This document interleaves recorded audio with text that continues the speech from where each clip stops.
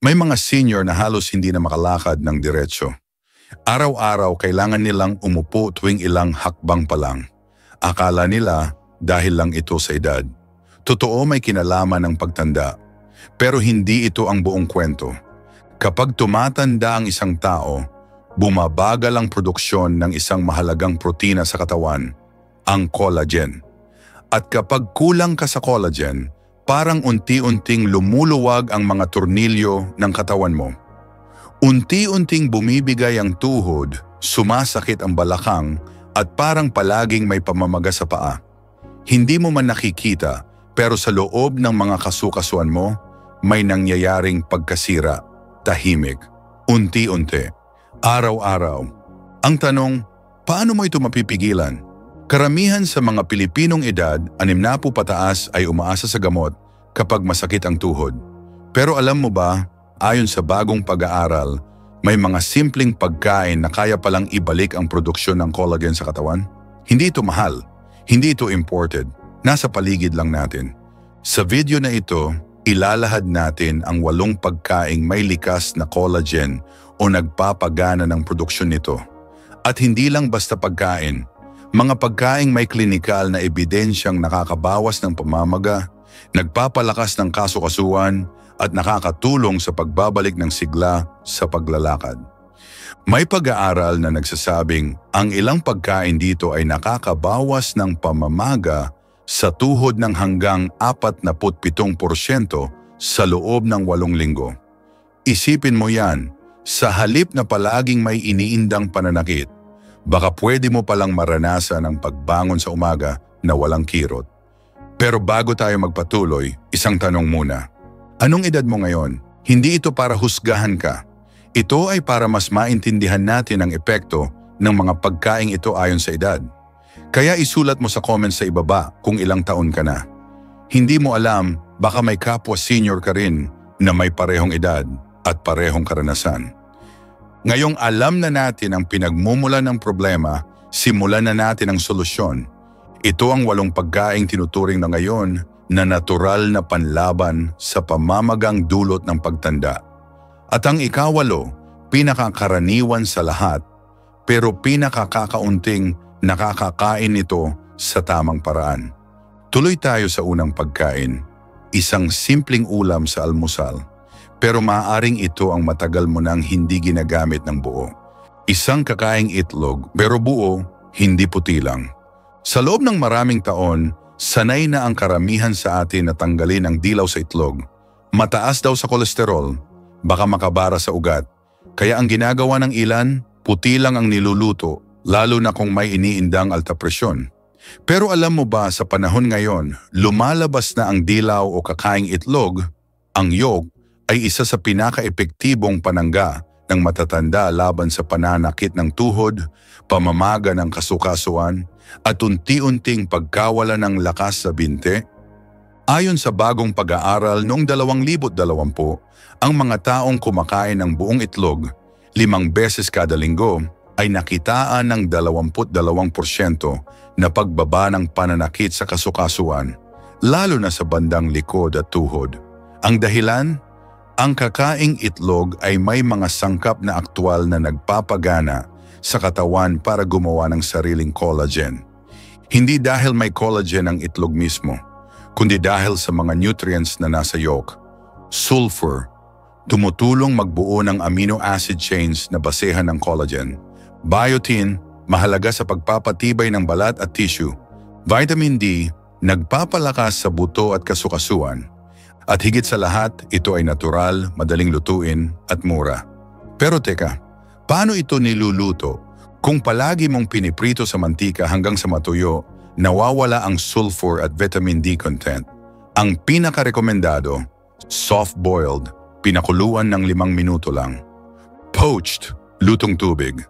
Gently fried sa olive oil, iwasan ng sobrang mantika at lalong iwasan ang paghihiwalay ng yolk sa puti. Ang katawan mo ay kailangan ng synergy, hindi lang protina sa puti kundi pati bitamina sa dilaw. Maraming senior na tulad ni Mang Lando, 72 anyos, ang dati puro puti lang ang kinakain. Dahil sa takot sa alta presyon, Tinanggal niya ang yolk sa diet niya ng halos 10 taon. Pero nang hindi na niya matiis ang tuhod niya sa umaga, sinubukan niyang ibalik ang buong itlog, soft-boiled style.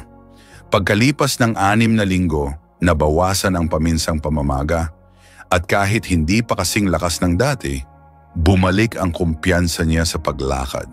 Hindi kailangan ng mamahaling supplement, hindi kailangang bumili ng imported na bote ng collagen.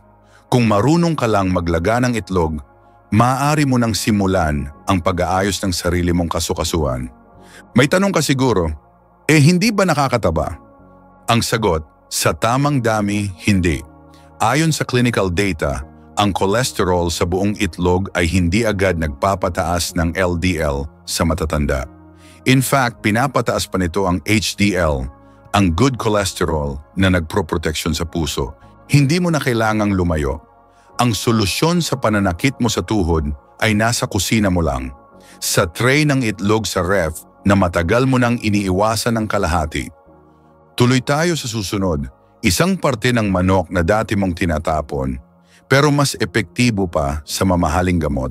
2 balat ng manok, ang tinapon ng marami pero ginto para sa kasukasuan. Sa bawat handaan, palaging may isa, hinihiwalay ang balat ng manok at itinatabi. Mataas sa taba, nakakasama sa puso. Marami sa atin, lalo na sa pagtanda, ay tinuruan ng paniniwalang ang balat ng manok ay dapat iwasan. Pero ayon sa bagong pag-aaral, ito palang isa sa pinakamabisang pagkain para sa mga senior na may pananakit sa tuhod, balakang at kasukasuan. Ang sikreto, type 1 collagen. Ito ang uri ng collagen na matatagpuan sa balat ng manok at ito rin ang eksaktong uri ng collagen na bumubuo sa iyong kasukasuan, litid at cartilage. Ibig sabihin, kapag kinain mo ito, para kang nagbibigay ng direktang materyales sa katawan mo para ayusin ang nasisirang bahagi sa loob ng tuhod mo. Ayon sa isang pag-aaral sa International Journal of Medical Sciences, ang mga taong edad 55 pataas na kumakain ng natural na collagen mula sa balat ng manok ng 3 beses kada linggo ay nakaranas ng 40% na pagbuti sa ginhawa ng kasukasuan, 33% na pagbaba ng paninigas at pananakit, mas magaan na paglalakad, pagbaba ng pamamaga at mas masarap na tulog. Pero ang tunay na epekto, makikita sa mga totoong kwento. Si Aling Tita, 68 anyos, ay dating hindi na nakakatapos ng dasal ng nakaluhod. Sa tuwing bababa siya ng jeep, napapatigil muna siya at hinihimas ang tuhod.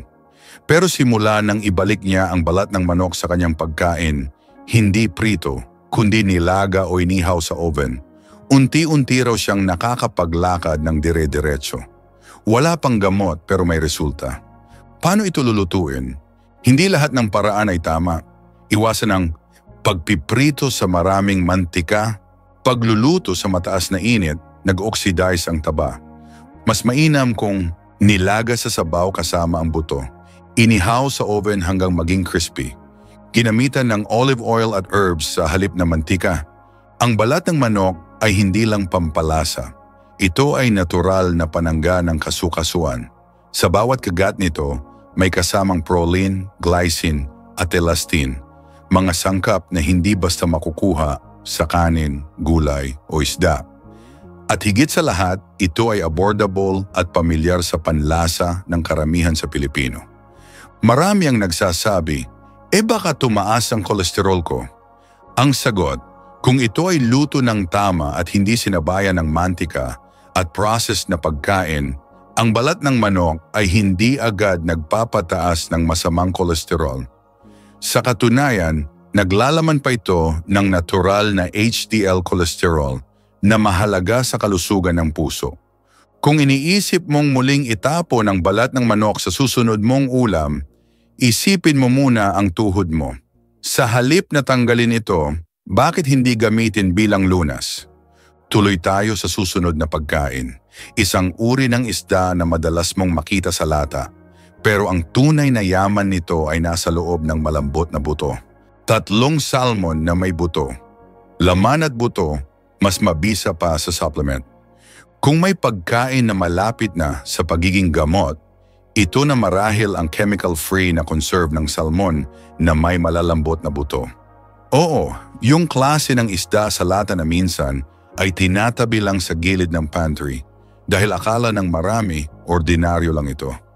Pero alam mo ba, ayon sa isang clinical study noong 2020, ang mga senior na kumain ng kemikong salmon ng 3 beses kada linggo ay nakaranas ng 32% na pagtaas ng flexibility sa tuhod, 21% na pagbaba ng C-reactive protein, ano isang marker ng pamamaga, mas maayos na pag-akyat ng hagdan at paglalakad sa loob ng 10 linggo.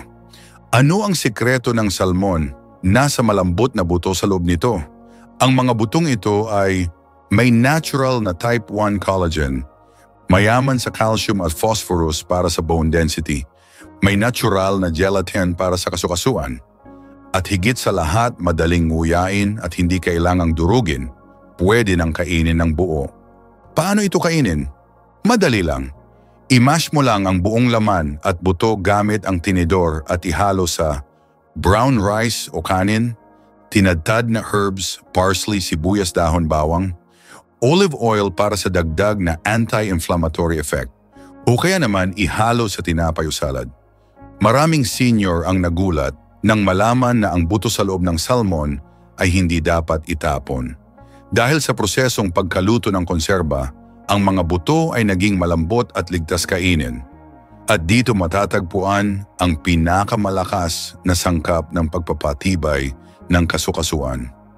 Hindi mo na kailangang bumili ng mamahaling fish oil capsules dahil sa isang lata ng salmon na may buto, may natural na omega-3, collagen peptides at anti-inflammatory compounds ka ng sabay-sabay. Pero paalala, pumili ng wild-caught salmon, packed in water or olive oil, iwasan ng soybean oil o thick sauce. May buto pa rin sa loob. Para sa mga senior na hirap sa tuhod at balakang, ito ay isang simpleng solusyon na kayang-kaya kahit maliit ang budget. Shelf-stable, madaling lutuin, at hindi mo kailangang maghintay ng delivery. Sa gintong edad, naniniwala tayo na ang kalusugan ay hindi dapat mahal. Minsan, nasa simpleng lata ng isda ang lunas. Ang mahalaga, alam mong alin ang kakainin at paano ito ihahanda. Ang susunod na pagkain, isang maliit na butil na parang wala lang, pero taglay ang 3 mineral na tagabuhay ng kasukasuan mo. 4 na buto ng kalabasa, malit man, pero matapang para sa kasukasuan. Tingin ng karamihan sa buto ng kalabasa ay pampalipas gutom lang, merienda, pulutan o topping sa tinapay. Pero ang hindi alam ng marami, ito palang isa sa mga pinaka-epektibong pagkain para sa mga senior na may paminsang pamamaga sa paa, tuhod at bukong-bukong. Ang sekreto ng buto ng kalabasa ay hindi dahil sa taglay nitong collagen. Dahil sa totoo lang, wala ito nun. Ang totoong lakas nito ay nasa kakayahan nitong tulungan ng katawan na gumawa ng sarili nitong collagen. Paano? Sa pamamagitan ng 3 mahalagang mineral, zinc, zinc, pangunahing trigger ng collagen synthesis, magnesium, nagpaparelax ng muscles, nagpapababa ng inflammation, manganese, tumutulong sa elasticity at tibay ng connective tissue. Ayon sa 2021 na pag-aaral mula sa Biological Trace Element Research, ang mga matatandang kumain ng isang kapat na tasa ng buto ng kalabasa araw-araw sa loob ng 8 linggo ay nakaranas ng 19% pagbaba ng pamamaga sa paa at bukong-bukong, 27% pagtaas ng flexibility sa kasukasuan, pagbaba ng oxidative stress sa dugo, pagtaas ng pre-collagen markers na tanda ng gumagandang kondisyon ng kasukasuan. Isipin mo, sa maliit na dakot lang ng buto, may ganitong epekto. Pero paano ito dapat kainin? Iwasan ang mga nabibiling maalat o mamantikang roasted seeds. Piliin ang raw o dry roasted na buto, walang asin, walang mantika. Mas maganda kung isinawsaw muna sa tubig na may konting asin magdamag. Ito ay para maalis ang phytic acid na hadlang sa absorption ng minerals. Pwede mo itong ihalo sa oatmeal o lugaw. Iprito sa kawali na walang mantika sa loob ng 1 minuto. Durugin at ihalo sa sabaw, gulay o kanin. Gawing powder at ihalo sa kape, gatas o juice. At hindi lang ito para sa tuhod. Ang mga mineral na nasa buto ng kalabasa ay tumutulong din sa pag-regulate ng blood sugar, pagtulog ng mas mahimbing, pagpigil sa leg cramps sa gabi. Marami sa mga nakatatanda ay hindi napapansin na ang kakulangan sa zinc o magnesium ay maaaring magpalala ng arthritis, rheuma o kahit muscle twitching. Kung iniisip mong maliit lang ang buto ng kalabasa, isipin mo ulit, hindi sa laki na susukat ang lakas. Ang bawat butil ay punong-puno ng tagong lakas na naghihintay lang na ihalo sa pagkain mo. Ang susunod, isang sangkap na akala mo pang dessert lang. Pero pwede palang gawing inuming panlaban sa pamamaga at sakit sa kasukasuan. 5 gelatin, inuming may collagen para sa mga mahinang kasukasuan. Kung may nararamdaman kang kirot sa tuhod, paninigas ng bukong-bukong, o parang may batong nakabara sa balakang tuwing umaga, hindi ka nag-iisa. Sa edad natin, normal nang makaramdam ng ganito. Pero ang tanong, anong simple at abot-kayang paraan ang pwede mong gawin araw-araw?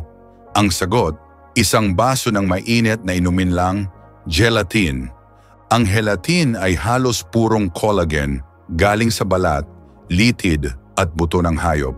Kapag natunaw at ininom, mabilis itong sumasama sa dugo at dumidiretso sa kasukasuan para tumulong sa pag-ayos ng mga nasirang tissue at hindi mo kailangang gumastos ng malaki para dito. Ayon sa isang 2,018 double-blind study mula sa American Journal of Clinical Nutrition, ang mga senior na uminom ng gelatin araw-araw sa loob ng 6 na linggo ay nakaranas ng 37% pagbuti sa galaw ng tuhod at bukong-bukong, 27% pagbaba ng pamamaga, mas makapal na cartilage sa MRI imaging. Mas nakakagulat, karamihan sa kanila ay nakaramdam ng ginhawa sa loob lamang ng 2 linggo. Paano ito gamitin? Piliin ang unflavored grass-fed gelatin na walang halong kemikal. Ihalo sa mainit pero hindi kumukulong na tubig o tsaa, bone broth, sabaw o kahit lugaw. Natural fruit juice para gawing gulaman. Ang sekreto ay hindi dami kundi konsistensya. Kahit kalahating kutsara kada araw ay may epekto, basta tuloy-tuloy. Tingnan natin ang kwento ni Kuya Elmer, 62 anyos. Dati raw halos hindi makaluhod tuwing misa. Pero dahil sa payo ng kapitbahay, uminom ka lang ng gulaman araw-araw, sinubukan niya. Una, wala siyang naramdaman. Pero makalipas ang 3 linggo, mas magaan na raw ang bawat hakbang niya at mas mahaba na ang kaya niyang lakarin ng walang kirot. Hindi ito milagro, ito ay nutrition. At sa dami ng fake supplements ngayon, gelatin ang isa sa ilang tunay na pagkain na may direktang collagen. Hindi trigger lang, kundi aktwal na bahagi ng kasukasuan mo. Kaya kung may instant coffee ka sa umaga, bakit hindi mo subukan ang instant joint support na mas tunay at mas epektibo? Ang susunod, isdang nasa kusina mo na ngayon, pero ang balat at buto nito mas mahalaga pa pala kaysa sa mismong laman. 6 na sardinas, maliit na isda pero malaking ginhawa sa tuhod. Kapag sardinas ang pinag-uusapan, karaniwang iniisip natin ay pagkaing pangmadalian. Buksan mo ang lata, initin, ihain. Pero sa likod ng pagiging pang-emergency nito, ang sardinas, lalo na yung may balat at buto, ay nagtataglay ng pinakamakapangyarihang natural na sangkap laban sa pananakit ng kasukasuan. Ayon sa taong 2022 na study na inilathala sa Nutrition Journal, ang mga senior na kumain ng 3 servings ng buong sardinas, may balat at buto, kada linggo sa loob ng 8 linggo ay nakaranas ng 25% pagbaba ng pamamaga sa tuhod at bukong-bukong, 29% pagunti ng pananakit ng kasukasuan, pagtaas ng collagen markers sa dugo. Bakit epektibo ang sardinas? Dahil taglay nito ang type 1 collagen mula sa malalambot na buto, elastin at omega-3 mula sa balat, natural na gelatin para sa repair ng cartilage, calcium at phosphorus para sa bone support. At dahil nakakain mo ang buong isda kasama ang buto at balat, nakukuha mo ang buong synergy ng nutrisyon.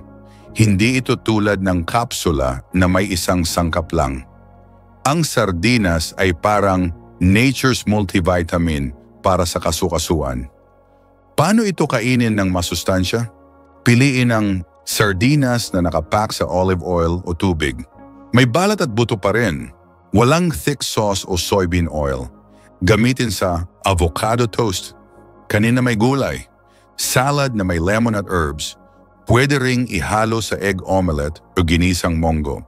At kung hindi ka sanay sa lasa, ihalo mo sa kaunting Greek yogurt plus konting mustard para sa creamy at mild na timpla.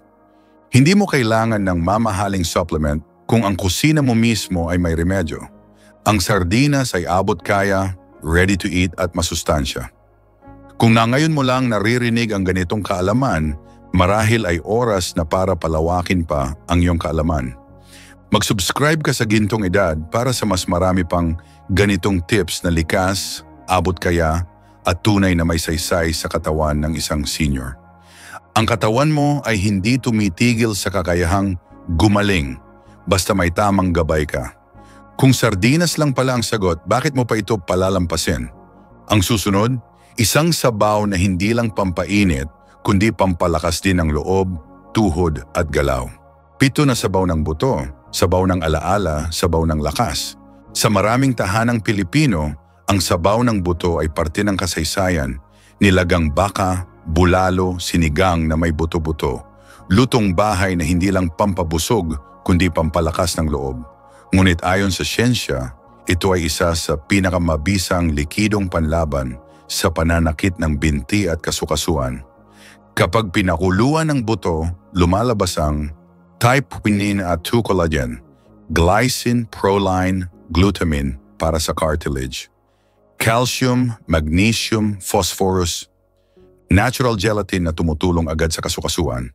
Ayon sa 2021 study mula sa Clinical Interventions in Aging, ang mga senior na uminom ng isang tasa ng homemade bone broth araw-araw sa loob ng 12 linggo ay nakaranas ng 44% na pagbaba ng joint swelling, 38% na pagbuti sa mobility at pain score, mas makapal na cartilage sa ultrasound imaging.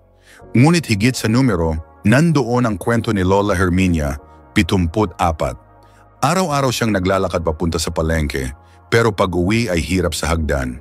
Lumalakas lang daw ang loob niya kapag nauupo sa harap ng mangkok ng sabaw na may buto. Hindi lang pampainit, kundi pampagaan ng sakit. Isang araw nabasa niya sa TV na sinusuportahan na ito ng siyensya, kaya araw-araw nagpakulo siya ng buto ng baka na may litid, suka, bawang sa loob ng 12 oras. Walang mantika, walang artipisyal na pampalasa. Pagkatapos ng 3 linggo, hindi na niya kailangang humawak sa pader tuwing umaakyat ng hagdan. Hindi raw ito milagro, pero tiyak epekto ito ng disiplina at natural na nutrisyon. Paano gawin ang bone broth ng tama? Gamitin ang butong may litid, baka, turkey necks, chicken backs. Lagyan ng sibuyas, bawang, apple cider vinegar, luya, bay leaf. Pakuluan sa mahinang apoy ng 12 hanggang 24 na oras. Huwag lagyan ng mantika o artificial seasoning.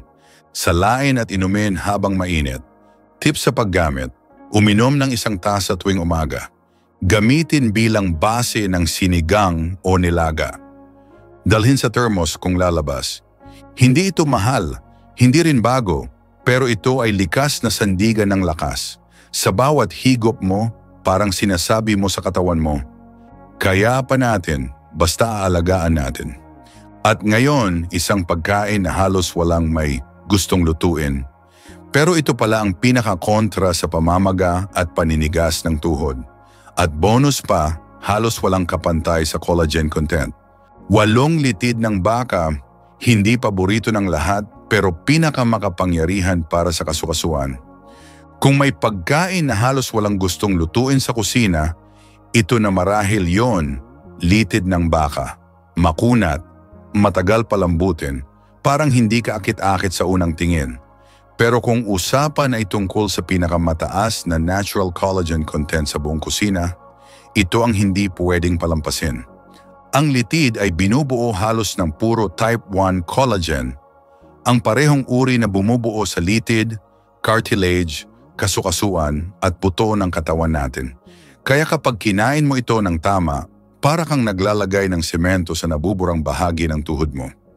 Ayon sa taong 2022 clinical trial mula sa Journal of Functional Foods, ang mga matatandang kumain ng beef tendon stew 3 beses kada linggo ay naka-experience ng 41% pagbaba ng paninigas ng tuhod. May 63% pagtaas sa joint fluid density at nagpakita ng MRI results na may muling tumibay na cartilage. Ang maganda pa rito, karamihan sa epekto ay lumitaw sa loob lang ng 30 araw. Paano ito ihanda? Pakuluan na sa sabaw na may suka, luya, bawang at kaunting asin sa loob ng 8 hanggang 12 oras. Huwag madaliin, kapag tama ang lambot parang jelly na. Ihalo sa lugaw, sinigang, noodle soup o kahit vegetable stew. Kung hindi sanay sa texture, hatiin sa maliliit at isabay sa sabaw. Sa unang tingin, hindi ito mukhang superfood. Pero sa loob nito ay naroon ang kakayahang ibalik ang padulas sa kasukasuan, pabigatin ang litid at gawing muli ang lakas na unti-unting nawala sa mga binti mo. Kung iniisip mong mahirap lutuin, tama ka. Pero kung ang kapalit ay ginhawa sa tuhod mo araw-araw, baka naman ito na ang pinaka-praktikal na oras na gugugulin mo sa isang lutong bahay. Susunod, isang bonus na sangkap na madalas nasa kusina mo na pero hindi mo alam, pwedeng makipagsabayan sa pinakamahal na supplement sa botika. Bonus, luyang dilaw, ang tagong kaalyado ng collagen. Minsan, ang lunas ay hindi kailangang mahal o imported. Nasa harapan mo na, madalas mong nilalampasan sa kusina. Ang tinutukoy natin ay luyang dilaw o turmeric. Ayon sa pag-aaral mula sa Journal of Medicinal Food, ang turmeric ay may curcumin, isang compound na may malakas na anti-inflammatory effect na kayang pababain ang C-reactive protein, isang palatandaan ng pamamaga sa katawan. Kapag bumaba ang inflammation, mas madaling nakaka-recover ang kasukasuan at mas aktibo ang produksyon ng natural na collagen. Pero ang sekreto sa turmeric ay kung paano ito ginagamit. Dahil ang curcumin ay hindi madaling ma-absorb ng katawan, kailangan itong sabayan ng kaunting olive oil para sa fat-based absorption o konting paminta na may piperine na nagpapabilis ng epekto. Paano gamitin araw-araw? Magpakulo ng tubig na may 1 kutsaritang pulang powder plus 1 kutsaritang olive oil. Inumin habang mainit tuwing umaga o kaya ihalo sa lugaw, sabaw o kanin. Hindi ito direktang may collagen, pero ang turmeric ay nagtatanggal ng balakid, binabawasan ang pamamaga na humahadlang sa natural na paggaling ng kasukasuan. At kung iyan ang kulang mo, baka 1 tasa lang ng turmeric tea ang simula ng ginhawa. Ngayon, oras na para i-wrap up ang lahat. Alamin kung paano mo magagamit ang lahat ng ito sa isang diretsyong plano para sa mas malakas na katawan. Panibagong lakas, panibagong pag-asa. Sa paglipas ng edad, maraming bagay ang unti-unting nawawala. Lakas, bilis, sigla. Pero ang isang bagay na hindi dapat mawala ay ang pag-asa. Sapagkat kahit 60, 70 o 80 ka na, may paraan pa para palakasin muli ang tuhod mo, bawiin ang kumpiyansa mong tumayo at lakarin ang buhay na may dignidad. Ang katawan natin ay may kakayahang magpagaling sa sarili. Kailangan lang niya ng tamang pagkain, tamang kaalaman at tamang alaga. At yan ang layunin ng bawat video sa gintong edad. Kung may natutunan ka ngayon, mag-iwan ka ng komento sa ibaba. Ikwento mo kung alin sa mga pagkaing ito ang subukan mong idagdag sa iyong araw-araw. At kung may kakilala kang senior na hirap sa tuhod o pamamaga, ibahagi mo ang video na ito sa kanila.